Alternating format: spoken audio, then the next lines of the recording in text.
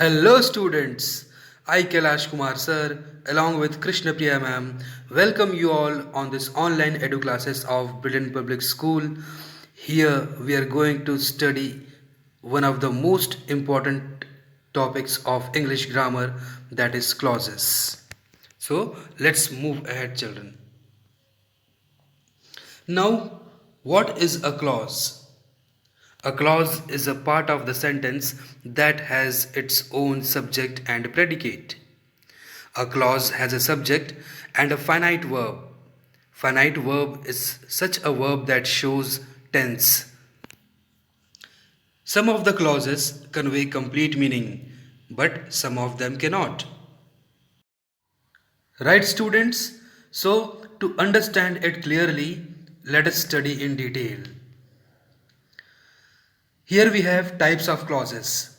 Students, depending on the condition that the clause is able to make complete sense on its own, or the clause is not able to make complete sense of its own and is dependent on the main clause for completing their meaning, clauses can be classified into two groups. First one is independent clause, or is also known as main clause, or is also referred to as principal clause. The next one is dependent clause or subordinate clause. In the main clause or principal clause, we have studied that it makes complete sense of its own. Now, as the dependent clause by the name itself suggests that the clauses that depend on the main clause for their complete meaning are known as dependent clause or subordinate clause. Right, students? So here we can understand it more clearly that the two main clauses or independent clauses or the principal clause, they are always combined together by a coordinating conjunction. And if we talk about a dependent clause or subordinate clause, then such type of clause is introduced by a subordinating conjunction. So this is very easy to remember, students. Remember one more important thing, that every sentence will have one main clause. Next we have types of subordinate clauses. The first one is adjective clauses. Clauses that act as adjectives in a sentence are called adjective clauses. For example, Harry's dog that has a white coat is lost. Here, the color of the coat is white. Hence, we can say that it is a perfect example of adjective clause. The next is adverb clauses. Adverb clauses are subordinate clauses that do the work of adverbs in a sentence. Now, look at this example. You may sit anywhere in this class. Here it is asked to sit where? The answer is anywhere, and anywhere is a phrase. Hence we can say that this is an adverb clause. The next one is noun clauses. Noun clauses are subordinate clauses that take the place of nouns. Let us see the example.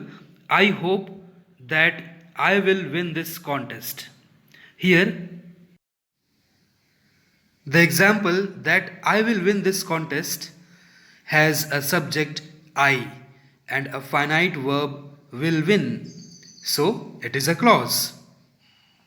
A noun clause usually contains words like that, if, whether, what, who, where, how, whatever, etc. Now let us study noun clause in more detail. Noun clauses are subordinate clauses that take the place of nouns.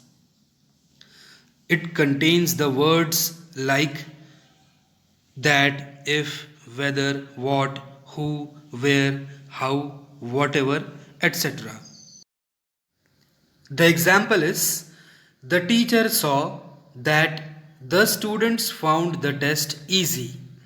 Here, The first part of the sentence the teacher saw, and the second part the students found the test easy.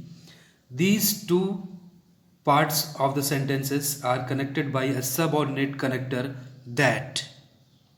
Hence, it is an example of noun clause. Let us move ahead and study adjective clause. Clauses that act as adjectives are called adjective clauses. These are also called relative clauses. These are subordinate clauses that identify or describe a noun or noun phrase. The example is Harry's dog that has a white coat is lost. We have already done this example that the color of the coat is white, hence it is an adjective clause because it is defining the adjective of a noun. Let us move ahead. The next one is adverb clause. Subordinate clauses that do the work of adverbs in a sentence are called adverb clauses. They are introduced with words like because, as, since, when, while, etc. The example is I am glad because you have won the race. Here, the two parts of the sentences are connected by a subordinate connector because. Hence, we can say that this is an adverb clause. Here we have the basic difference between a phrase, a sentence, and a clause. First, what is a phrase? A group of words that does not contain a subject and a finite verb. A sentence is a group of words that has a subject and predicate. But what is the relation between phrase, clause and sentence? Clause is a group of words that contains a subject and finite verb. An independent clause makes complete sense. Yes, students. So let's move ahead. Here we can see that phrase doesn't make complete sense because phrase is a group of words that does not contain a subject and a finite verb. And clause makes a complete sense.